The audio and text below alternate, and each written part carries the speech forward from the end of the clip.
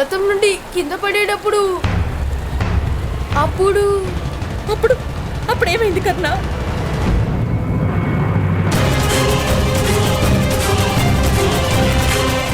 చెప్పు కర్ణ, నువ్వెందుకేం చెప్పడం లేదు? ఏమైంది? కర్ణా!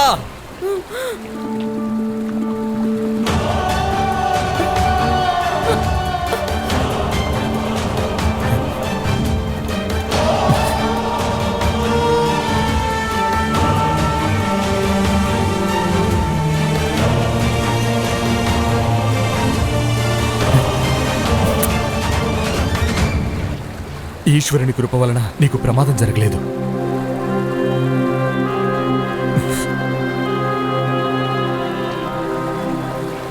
అతిరథుడు సుషేనుడా?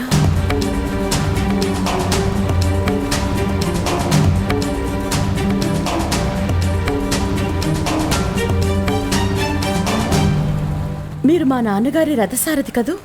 అవును మహారాణి. ఇతను కర్ణుడు, నా పుత్రుడు.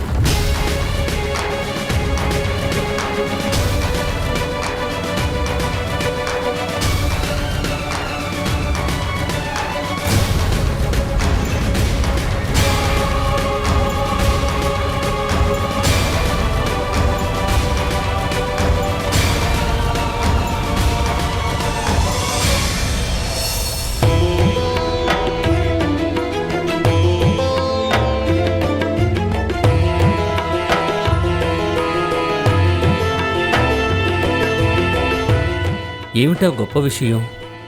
మహిమాన్వితులైన భీష్ముల వారిని ఆలోచింపజేస్తున్నది. ఎప్పటి వరకైతే హస్తినాపుర సింహాసనం మీద ధర్మము సమర్థత అధిష్ఠించదో అప్పటి వరకు నా జీవితాశయం పరిపూర్ణమవదు పాండు. నాకు ముక్తి లభించదు. కానీ పెదనాన్నగారు, మా అన్నగారు ఇప్పుడు సింహాసనాన్ని అధిరోహించారు కదా. ధృతరాష్ట్రుడు జన్మతః అంధుడు కదా పాండు. ఏం చేయగలడు? ప్రజలతన్ని మహారాజుగా అంగీకరించడానికి సిద్ధంగా లేరు.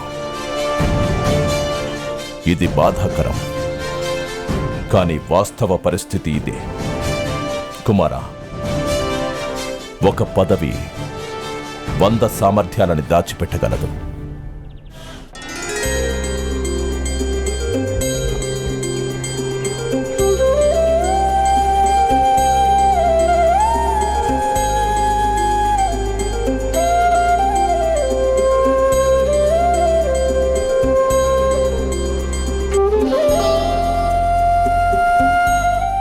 అతిరథ మహాశయ, ఇంకాసేపు కర్ణుణ్ణి విశ్రాంతి తీసుకొనివ్వండి.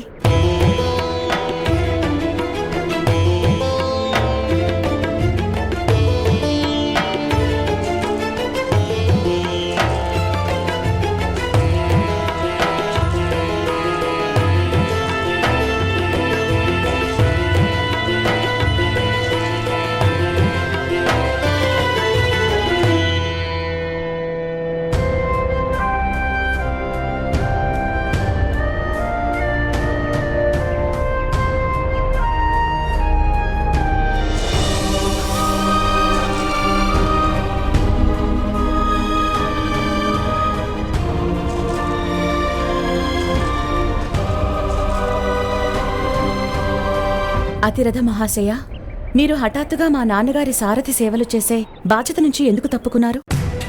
అతి త్వరలోనే మీరు వారికి ముఖ్య సారథి కావలసిన వారు కదా. నా జీవితాశయం కూడా అదే రాకుమారి. కానీ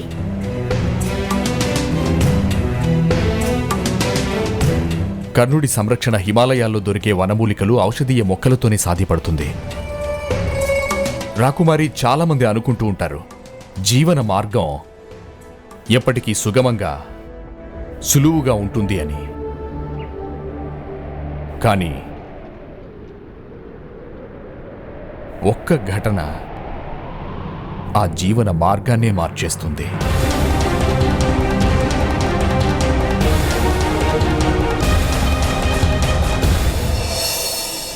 కానీ పెదనాన్నగారు, వదిన గారికి కలిగేటటువంటి సంతానంలో ఒకరు రాజయ్యే అవకాశం ఉంది కదా. కుమారా, అదే బాధించే విషయం.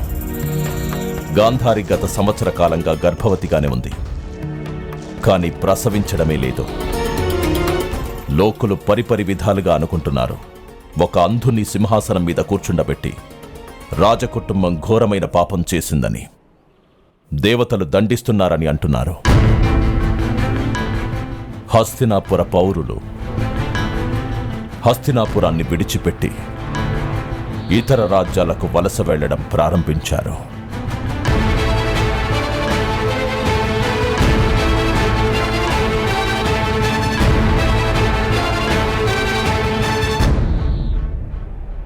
కుమారా, బుద్ధిమంతుడైన వాడు ఈశ్వరేచ్ఛ ప్రకారం కార్యాలను సాధిస్తాడు. ఈశ్వరుడి ఇచ్ఛ ఇదేనేమో మరి. కుంతికి జన్మించే కుమారుడే హస్తినాపురానికి సామ్రాట్ అవుతాడేమో.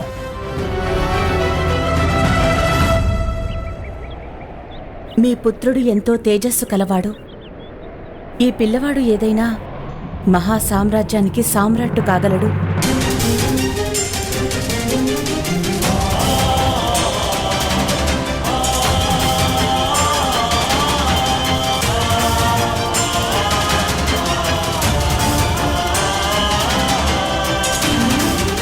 కుమారా, హస్తినాపురానికి ఒక ఉత్తరాధికారిని ఇవ్వవలసిన బాధ్యత నీదే.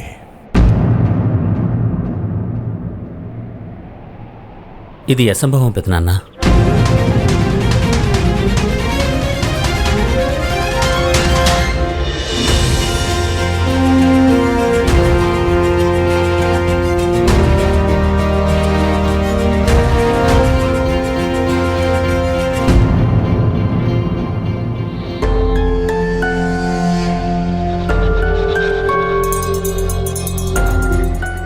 నా చేతులతో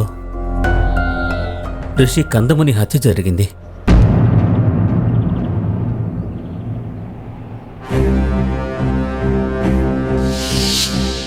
మాద్రి చెప్పిన తర్వాత నేను బంగారు లేడీని వేటాడడానికి వెళ్ళాను. అక్కడ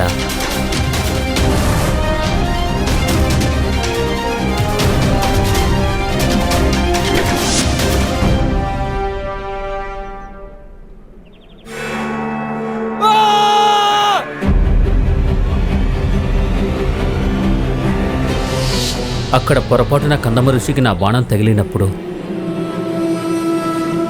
వారు తన పత్నితో కలిసి ఉన్నారు.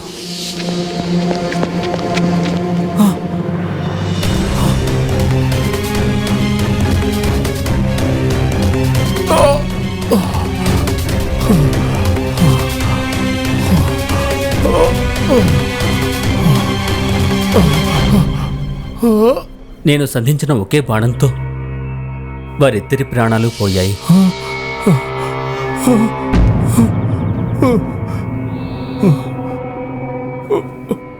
నేను నిన్ను శపిస్తున్నాను. ఒకవేళ నువ్వు నీ భార్యతో సంగమిస్తే కనుక వెంటనే నీ ప్రాణాలు హరించుకుపోతాయి. నీ కారణంగానే నీ భార్యకి ఎప్పటికీ సంతానం అనేది ప్రాప్తించదు. ఇదే నీకు నా శాపం, మహాశాపం ఇది.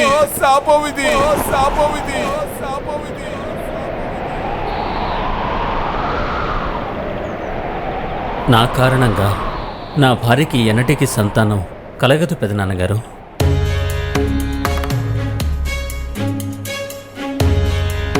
ఈ శాపం హస్తినాపురానికి దౌర్భాగ్యంగా పరిణమించిందన్నమాట. హస్తినాపుర సింహాసనం ఎప్పటికీ శూన్యంగా మిగిలిపోతుందా? ఏదైనా అద్భుతం జరిగి మంత్రబలంతో లేదా యోగ సిద్ధితో నా భార్యకి పుత్ర సంతానం కలగచ్చు కదా. అప్పుడు ఆ పుత్రుణ్ణి దత్తత తీసుకొని నేను హస్తినాపురానికి ఉత్తరాధికారిగా ప్రకటిస్తాను. పరమేశ్వరుని కృపతో ఆ అద్భుతం జరుగుతుందేమో. రా కూర్చో, కదలకుండా కూర్చో.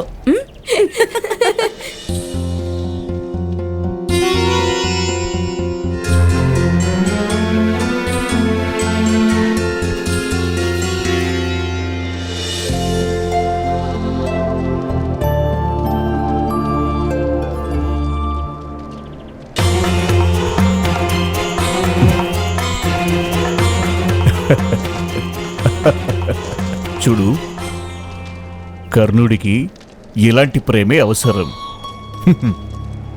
నా మాట విని కర్ణుణ్ణి కుంతీదేవి దగ్గరే విడిచిపెట్టు.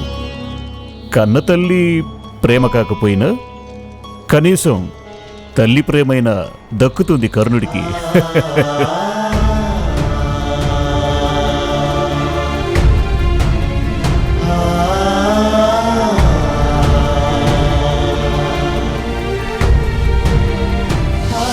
ఇతను ఎన్నటికీ నా పుత్రుడు కాజాలడార్యా. అలాగే ఈ బాలుడికి నేను ప్రేమనివ్వనార్యా. అమ్మా, నాకు కూడా మీ చేతితో అన్నం తినిపించరా? తినిపించాల్సిన అవసరం లేదు.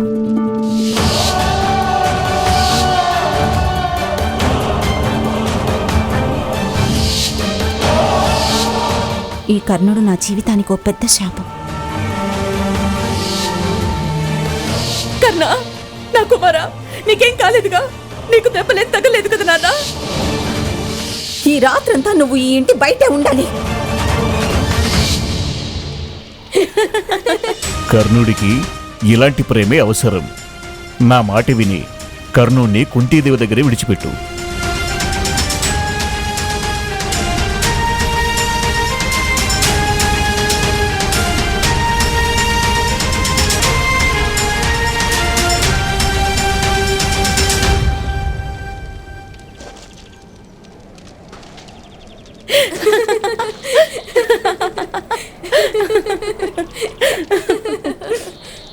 రాకుమారి,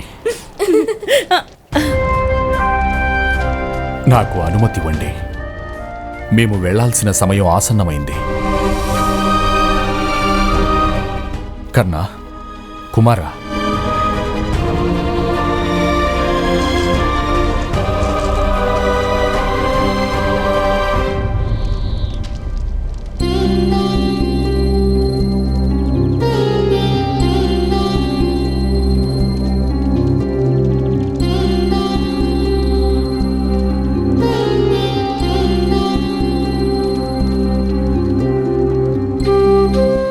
మరి కాసేపు ఉండి వెళ్ళొచ్చు కదా అతిరథ మహాశయ.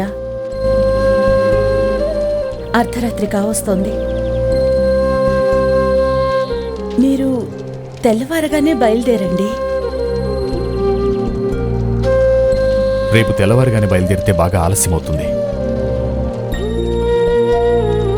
రాకుమారి, కర్ణుని అమ్మ దిగులు పడుతూ ఉంటుంది.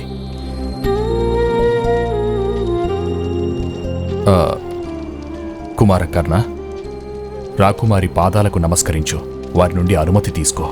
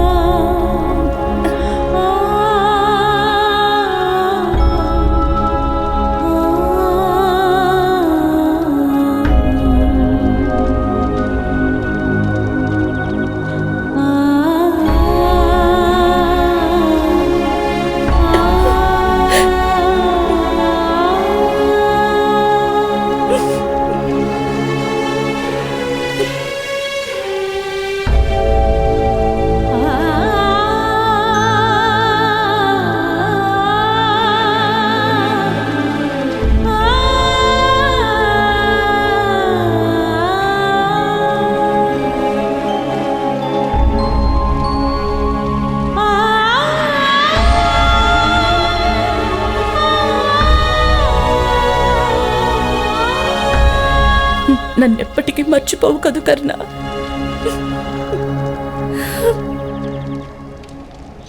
నేను విన్న మొట్టమొదటి కథ మీరు వినిపించిందే కుంతిమాత. ఈ కథ నేను ఎప్పటికీ గుర్తుంచుకుంటాను.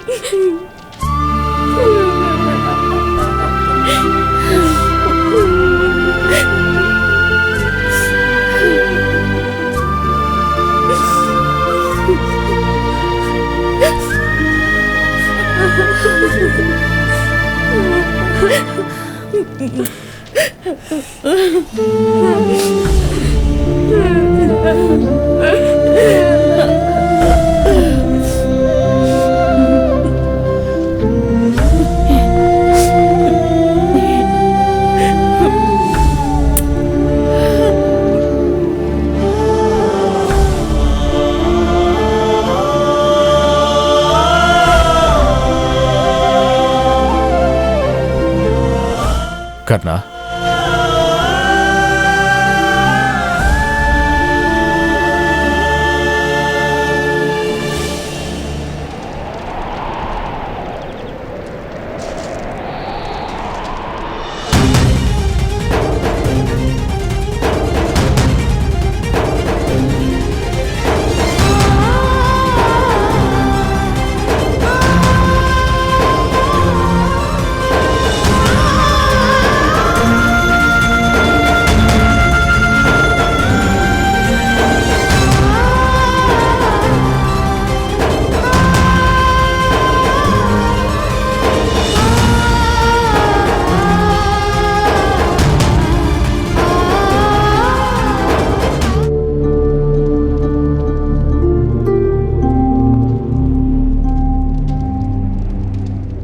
నీ భార్య రాధికి అర్థమయ్యేలా చెప్పు సుషేణ.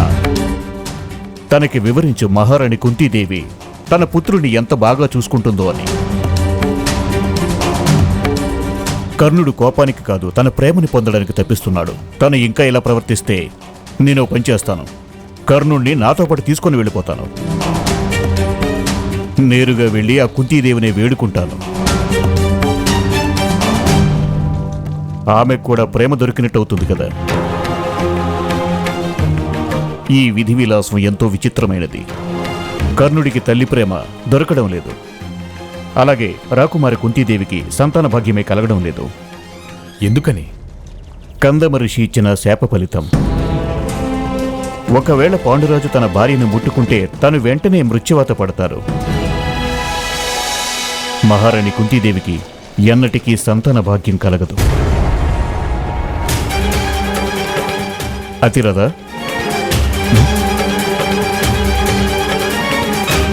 మీ పుత్రుడు ఎంతో తేజస్సు కలవాడు. ఈ పిల్లవాడు ఏదైనా మహాసామ్రాజ్యానికి సామ్రాట్టు కాగలడు.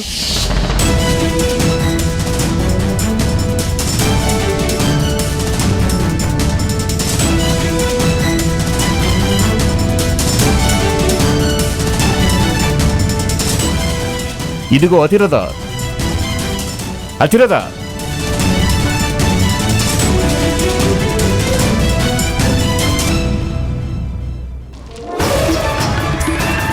ఈ విధి విలాసం ఎంతో విచిత్రమైనది. కర్ణుడికి తల్లి ప్రేమ దొరకడం లేదు,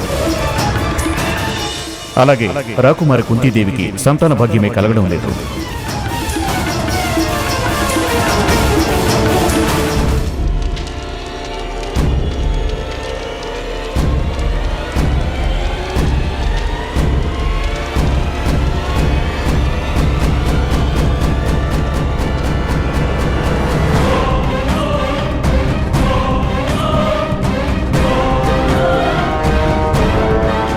మీరు చేసిన ప్రమాణం విస్మరించారా అతిరథ మహాశయ? లేదు దేవి. మీరు ఏ బాలుని బాధ్యతను నాకు ఆనాడు అప్పగించారో ఆ బాలుని భవిష్యత్తు గురించి ఆలోచిస్తున్నాను. ఒక శిశువు ఒక చిన్న ఊయలలో ఆ సమయంలో ఒదిగి ఉండగలడు. ఆ స్థితిలో అది సహజం. కానీ కర్ణుడి దివ్యత్వాన్ని నేను ఇంకా ఎలా కప్పి ఉంచగలను చెప్పండి? హస్తినాపురం మీద తనకి సర్వాధికారాలు ఉన్నాయి దేవి. తనకి రాకుమారి కుంతీదేవి ప్రేమను పొందే అధికారం ఉంది. లేదు అతిరథ, కర్ణునికి హస్తినాపురం సింహాసనం ఎన్నటికీ దక్కదు.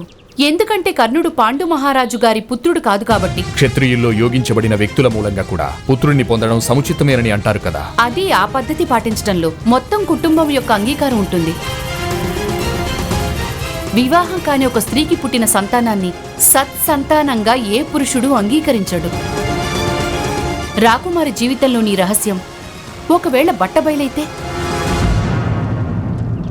అప్పుడు మహారాజు గారు కోపగించుకొని రాకుమారిని విడిచిపెట్టేయచ్చు కూడా. మహామోహులు భీష్ముల వారు దీనిని హస్తినాపురం అంతటికీ జరిగిన ఘోర అవమానంగా భావించి కుంతీ రాజ్యం మీద కోపంతో దాడి చేయొచ్చు కూడా. నాడు మాతా సీతాదేవిని రాముడు వారు సందేహించినప్పుడు ఇక రాకుమారి సంగతి ఏమవుతుంది? కర్ణుడు పరిస్థితి ఏమవుతుంది? కర్ణుడు రాకుమారి కుంతికి పుత్రుడుగా జన్మించడం అతడి దౌర్భాగ్యమంటారా? తల్లి కేవలం జన్మనిస్తుంది అతిరథ. తలరాతను విధాత రాస్తాడు. కర్ణుడికి మీ ప్రేమను అభిమానాన్ని అందించండి. అంతకంటే మించి ఈ సమాజంలో ఉంటూ అతడికి ఇంకేమీ ఇవ్వలేరు మీరు. ఈ సమాజానికి భయపడుతూ కర్ణుడికి తన తల్లి ప్రేమను దూరం చేయమంటారా దేవి?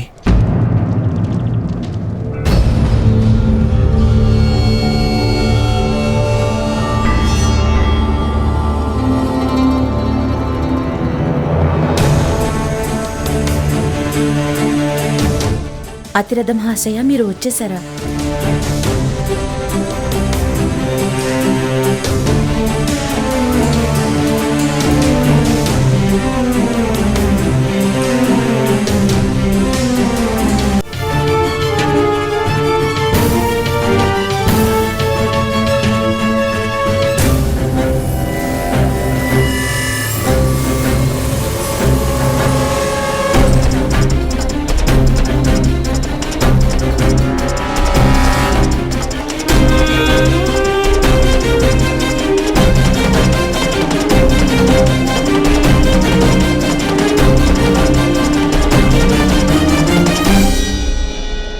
రాకుమారి, మీరు ప్రేమతో మా కర్ణుడికి ఇచ్చే కానుక కోసం తిరిగొచ్చాను. పిల్లలకు కానుకలంటే ప్రీతి కదా. మీరివ్వబోయే ఆ కానుక కర్ణుడికి ఎప్పటికీ ఒక జ్ఞాపికలా ఉంటుందని నా కోరిక.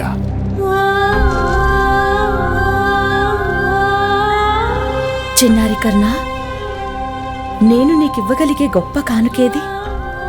నా దగ్గర ఏదీ లేదు కుమారా. కేవలం ఈ ఉంగరం మాత్రమే ఉంది.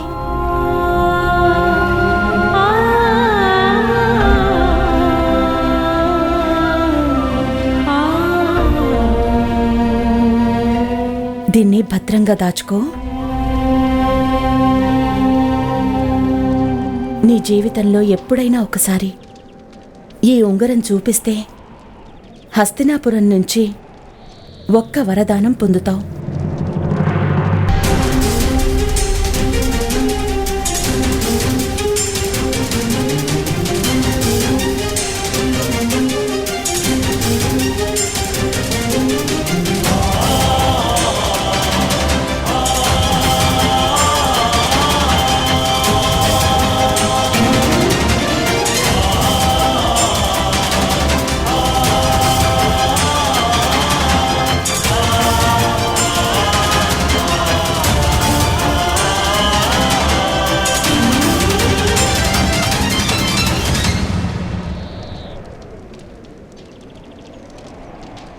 అతిరథ మహాశయ,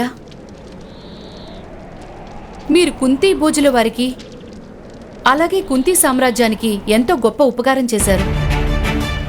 కానీ బాధ కలిగించే విషయం ఏమిటంటే మీరు చేసిన ఈ ఉపకారాన్ని ఎవరూ తెలుసుకోలేరు మహాశయ.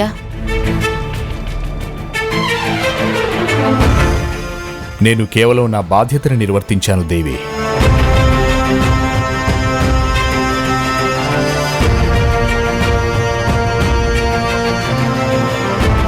కానీ నన్ను బాధించే విషయం ఏమిటంటే ఈ సమాజానికి భయపడటం, కర్ణుడికి తన అధికారాన్ని దక్కనివ్వకుండా చేయడం.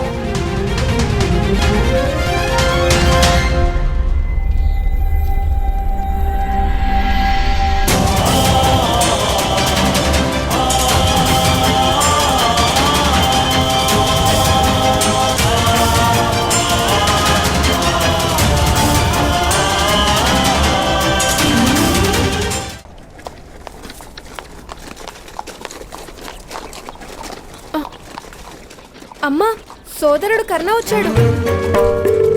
సోనా, సోనా! సోదరా, కస్తూరి మృగం ఎక్కడా? లేదు. కస్తూరి మృగం చేతికి చిక్కుకోలేదు. మరైతే నువ్వు కస్తూరి మృగం తీసుకురాకపోతే మరి మీకు అమ్మ ప్రేమ ఎలా దక్కుతుంది సోదరా?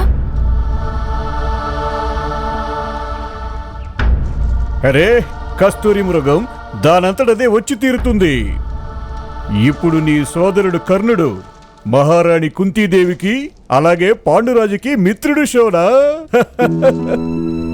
కస్తూరి మృగమేమిటి, ఇప్పుడిక బంగారు జింక మన ఇంటికి వస్తుంది నాయనా. పద పద లోపలికి పదండి. నీకొకటి చెప్పనా శోనా, మహారాణి కుంతీదేవి నీ సోదరుడు కర్ణుడికి తన ఉంగరాన్ని ఇచ్చారు. ఇప్పుడిక మీ అమ్మగాని కర్ణుని పట్ల ప్రేమగా ఉండకపోతే చాలా బాధపడాల్సి వస్తుంది,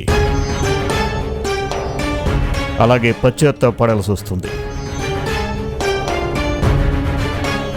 ఆర్య, మీ అన్నగారికి చెప్పండి, కుంతీ భోజుల వారి రథసారథి ఈ చిన్న గ్రామంలో చిన్న చిన్న రథాలు నిర్మిస్తూ సంవత్సరానికి కేవలం 2 బంగారు నాణేలు మాత్రమే పొందగలుగుతాడు అని.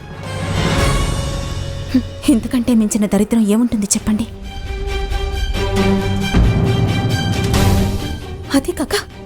అది కాక నేను అడిగానా నాకు కస్తూరి మృగం కావాలని? నేను చెప్పానా ధనస్సును ఎక్కువ పెట్టమని? ఆయన తన మూర్ఖత్వానికి శిక్ష నాకెందుకు విధిస్తున్నారు వీళ్ళంతా? సంతాన రాహిత్యానికి సంబంధించిన నిందలు, అలాగే సంతాన సాఫల్యానికి సంబంధించిన ప్రశంసలు రెండూ తల్లికే దక్కుతాయి రాదా. నువ్వు కనుక ఎంతో మహిమాన్వితుడు దివ్యత్వం గల ఈ కర్ణుని కుమారునిగా భావిస్తే ఇక ప్రశంసల సాగరంలో మునిగి తేలిపోతావు, గర్వంతో తలెత్తుకుని తిరుగుతావు. నాకు ఎవ్వరి ప్రశంసలు అవసరం లేదు బావగారు. అతడు దివ్యబాలుడు కదా. ఒక్కటి గుర్తుంచుకోండి, దివ్యత్వానికి స్థానం దివ్యలోకంలోనే ఉంటుంది, దేవతల లోకంలో.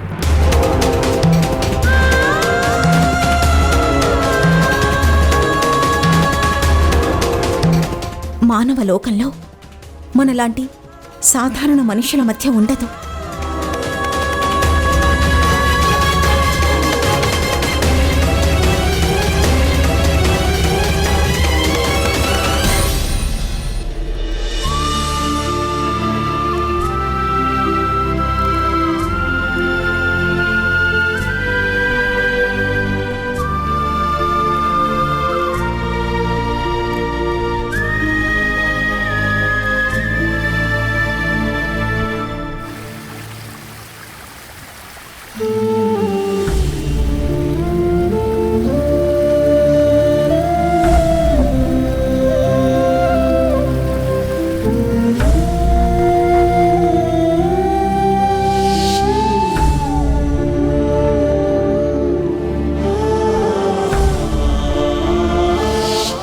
అతడు దివ్యబాలుడు కదా. ఒక్కటి గుర్తుంచుకోండి, దివ్యత్వానికి స్థానం దివ్యలోకంలోనే ఉంటుంది, దేవతల లోకంలో. మానవ లోకంలో మనలాంటి సాధారణ మనుషుల మధ్య ఉండదు.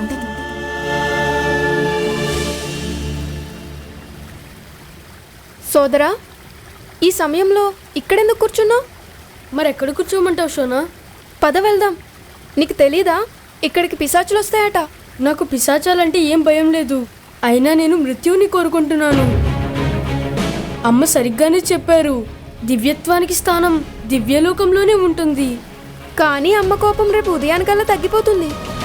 లేదు షోనా, పెద్దనాన్నగారు చెప్పారు కదా, ఏదైనా ఒక వస్తువు లేదా మనిషిలో ప్రకాశం కనిపిస్తే అది దివ్యమైనదే అని. అలాగే నా శరీరం నుండి కూడా వెలుగు వస్తుంది. నీ శరీరం నుండి ఎప్పుడు వెలుగు ప్రసరిస్తుంది? నాకు చూపించు మరి. అలా కనిపించదు షోనా. నేను పర్వతం నుండి కింద పడినప్పుడు నా శరీరం నుండి పెద్ద వెలుగు ప్రసరిస్తుంది. ఇక నాకు మృత్యువు దాపరించినట్టుంది. అయినా నాకు దాని మూలంగా ఎలాంటి హాని కలగదులే. ఏది చూపించు. మృత్యువునా? అది కాదు, వెలుగుని. సరే పద చూపిస్తాను.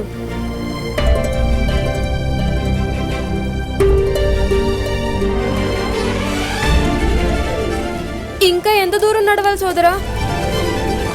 ఇంకా తొందరగా చూపించు నీ దివ్య కవచాన్ని. సరే చూడు.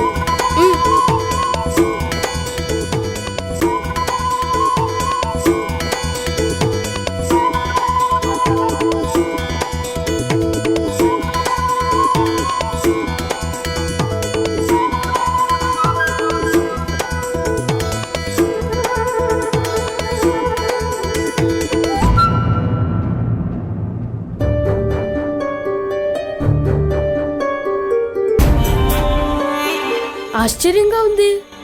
ఇప్పుడు ఆ దివ్య కవచం పైకి కనపడడం లేదు. నీకు కవచం పైకి కనిపిస్తే ఎంతో సంతోషంగా ఉంటుంది కదా. ఆ కవచం కారణంగానే నేను పర్వతం నుండి పడినప్పుడు నాకు చిన్న గాయం కూడా అవ్వలేదు, రక్తం కూడా కారలేదు. నేను చెప్పాను కదా ఏదో దివ్యత్వం ఉందని. మనం మన స్నేహితులందరికీ నీ కవచాన్ని చూపిద్దాం. దాంతో వాళ్ళంతా నువ్వంటే భయపడతారు. నేను మృత్యు దగ్గరికి ఒకసారి వెళ్ళి నన్ను నేను రక్షించుకుని వస్తాను. అది ఆ రాజుకి సింహం ఎదురైనప్పుడు దాన్ని చీల్చి చంపినట్టు గాని. మరి నేను దాని చెవులు పట్టుకుంటాను, సరేనా? కానీ నీ శరీరం నుండి కవచం ఎలా బయటకు వస్తుంది? నేను ప్రయత్నిస్తాను. నువ్వు నా సోదరుడివి కదా, నువ్వు నేను ఇద్దరం సమానమే కదా. అలాంటప్పుడు ఆ కవచం కూడా సమానమే కదా. కానీ ఇప్పుడు కవచం బయటికి కనపడడం లేదు కదా శోనా.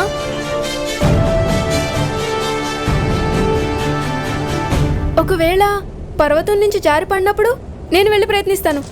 వద్దు శోనా, ఆగు. అలాంటి సాహసం చేయడం సరైనది కాదు.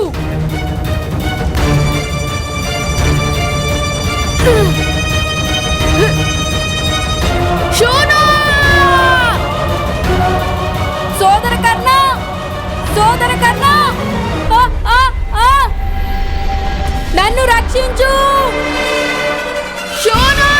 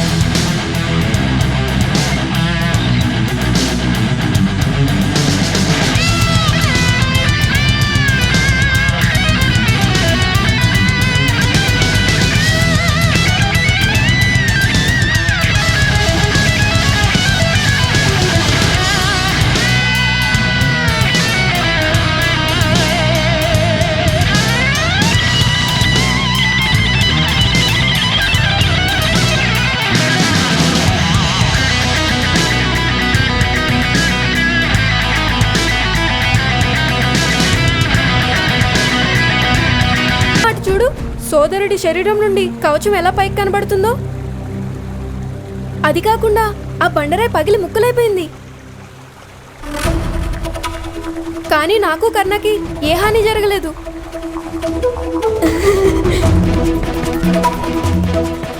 అమ్మా, చూశారు కదా, ఇక నేనంటే మీకు ఇష్టం కదా.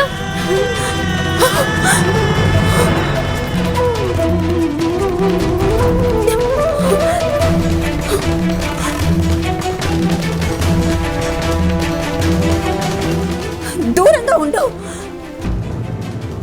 నాకు చాలా భయంగా ఉంది. నా శోణుడికి దూరంగా ఉండు. శోణ, పద. అమ్మ, నన్ను వదులు. రా, నేను కర్ణుడితోనే ఉంటాను. నువ్వు తనతో కలిసి ఉండద్దు.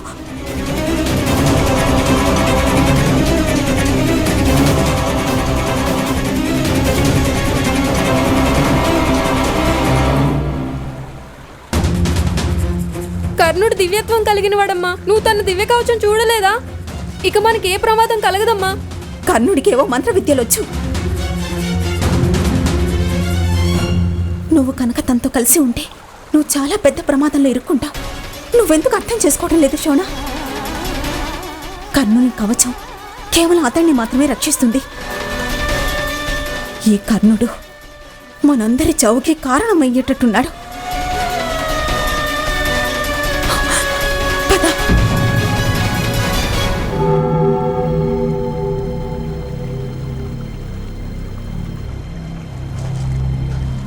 కర్ణ కర్ణ కర్ణ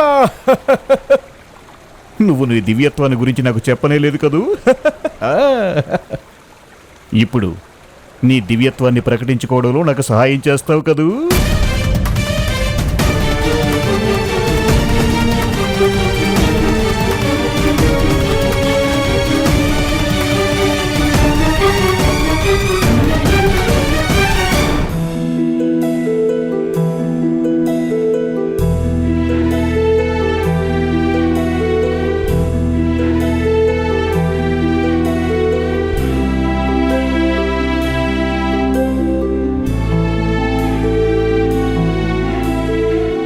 నాలో ఉన్న ఈ దివ్యత్వం అమ్మకి కోపం పెరిగేందుకు కారణమయ్యిందెందుకని?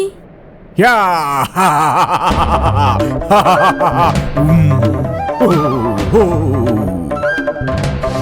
మీ అమ్మ నిన్ను చూసి భయపడినట్టుంది. నీ దివ్యత్వం త్వరలోనే నీ పట్ల ఆమెకు ప్రేమ కలిగేలా చేస్తుంది కుమారా. కానీ నా దివ్యత్వం వలన అమ్మకి నా మీద ప్రేమ కలగలేదు. దివ్యత్వానికి తల్లి ప్రేమకు ఎలాంటి సంబంధం లేదు కుమారా. ఈ దివ్యత్వం వలన నీకు ఏకాగ్రత శక్తి పెరుగుతుంది, భయం అనేదే ఉండదు.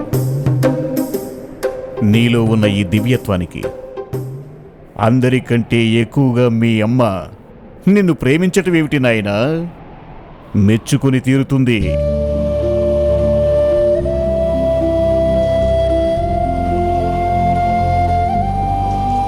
అమ్మ ప్రణామాలు చెల్లించాలని ఏ కుమారుడు కోరుకుంటాడు?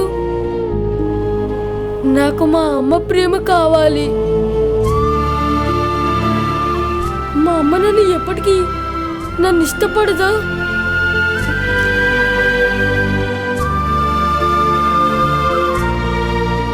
లేదు లేదు, అలా ఏమీ కాదు కుమారా, అలా ఏమీ కాదు. మీ అమ్మ నిన్ను ఎంతగానో ప్రేమిస్తోంది నాయనా. పరమేశ్వరుడు కన్నతల్లి ఈ ఇరువురు తమ పిల్లల్ని అందరికంటే ఎక్కువగా ప్రేమిస్తారు నాయనా. ఇక శోనుడి గురించి, శోనుడిలో నీకున్నటువంటి దివ్య గుణాలు లేనే లేవు కదా, మరి శక్తియుక్తులు లేనే లేవు కదా. అందుకనే ఈ కారణంగానే శోనుడి పట్ల అధికంగా మీ అమ్మ ప్రేమను చూపిస్తోంది.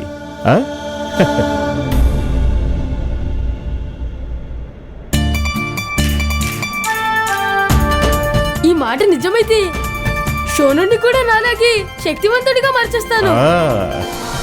అప్పుడు మా అమ్మ మమ్మల్ని ఇద్దరిని ప్రేమిస్తోంది.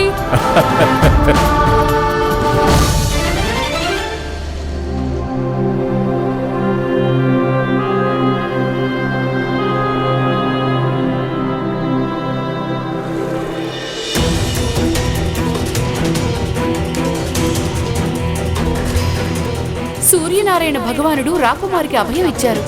వారు తన పుత్రుడిని ఎల్లవేళలా రక్షిస్తానన్నారు. ఆ కారణంగానే ఆ దివ్య బాలుని వక్షస్థలంపై రక్షా కవచం, కవచకుండలాలు ఉన్నాయి. మీ పుత్రుడు ఎంతో తేజస్సు కలవాడు. ఈ పిల్లవాడు ఏదైనా మహా సామ్రాజ్యానికి సామ్రాట్టు కాగలడు.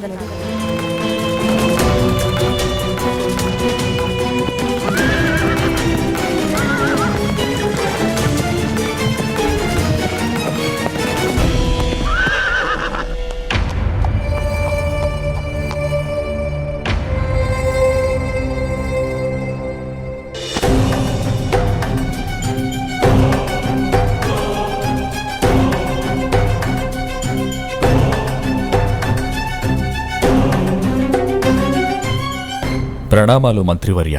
నా గుర్రానికి నువ్వు నీళ్లు తాగించలేదు కదా?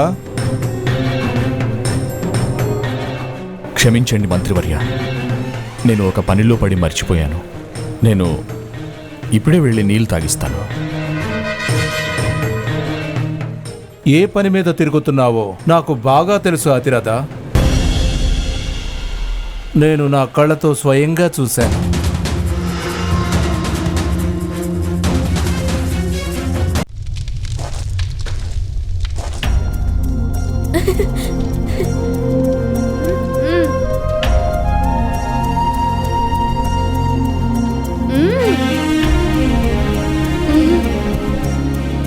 ముందు తిను. అంత కోపం ఎందుకు షోనా? అమ్మ చెప్పింది కదా, నీ కవచం మూలంగా మా అందరికీ మరణం కలుగుతుందని.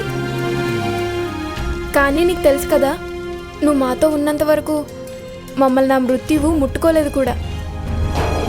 కానీ అమ్మ ఎందుకు అర్థం చేసుకోవట్లేదు? సరే మరి ముందు తిను. అయితే నువ్వు మరి ఈ విషయాన్ని అర్థం చేసుకున్నావు కదా? అవును, నాకు నువ్వంటే చాలా ఇష్టం సోదరా, 4 లడ్డూల కంటే ఎక్కువగా. కానీ అమ్మ నిన్ను ప్రేమించడం లేదు. అమ్మ ఎందుకో నిన్ను అపార్థం చేసుకుంటుంది. త్వరలోనే అమ్మ నన్ను కూడా ప్రేమిస్తుంది షోనా.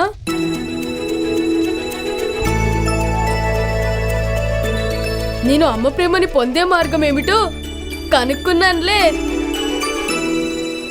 నీ కుమారుణ్ణి అడ్డుకో, లేదంటే దిగులు స్థానంలో భయం, భయం స్థానంలో బాధ కలుగుతాయి. నీ కుమారుడి దివ్యత్వాన్ని ఇక అంతమొందించు. కానీ మంత్రివర్య, కర్ణుడు జన్మతః దివ్యత్వం కలిగినవాడు. అతడికున్న దివ్యత్వం ఈశ్వరుని వరప్రసాదం. దానిని రహస్యంగా ఎలా కప్పి ఉంచగలుగుతాం? సూతులకు దివ్యత్వం కలిగి ఉండటానికి అనుమతి లేదు. ఈశ్వరుని వరప్రసాదం జాతి వర్ణ భేదాలకు అతీతం. తను ఈశ్వరుని వరప్రసాదమే అయితే అతన్ని ఆలయంలో కూర్చోబెట్టు. అలాగే గర్భాలయ ద్వారాన్ని బంధించేయి. అప్పుడు అతనికి అర్థం అవుతుంది. కానీ అతని జీవితం ఆలయంలో గడిచిపోదు కదా. అతడు ఈ సమాజంలోకి వచ్చి తీరాల్సిందే కదా. ఎప్పుడైతే అతడు ఈ సమాజం మధ్యకు వస్తాడో అప్పుడు అతనికి జాతి వర్ణ వర్గ భేదాలేమిటో తెలుస్తాయి.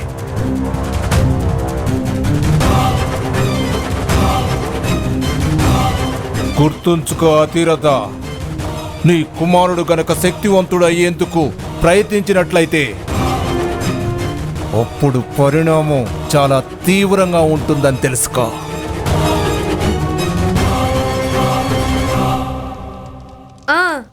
నేను నిన్ను కూడా నాలాగే గొప్ప ధనుర్ధారం చేస్తాను. అలా చేస్తే అప్పుడు అమ్మ ప్రేమ నాకు దక్కుతోంది.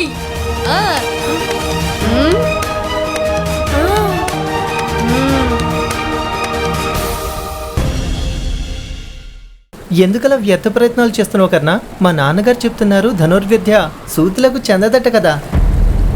నేను నీ పాదాలను పట్టుకుంటాను. లేదు సోదరకర్ణ, నువ్వు తన పాదాలు పట్టుకోవద్దు. నేనే తన పాదాలు పట్టుకుంటాను. అరే, ఇద్దరు పాదాల మీద పడండి. ఉత్తమ్ పాదాల మీద పట్టడానికి సిగ్గుపడాల్సిన అవసరం ఏంటి?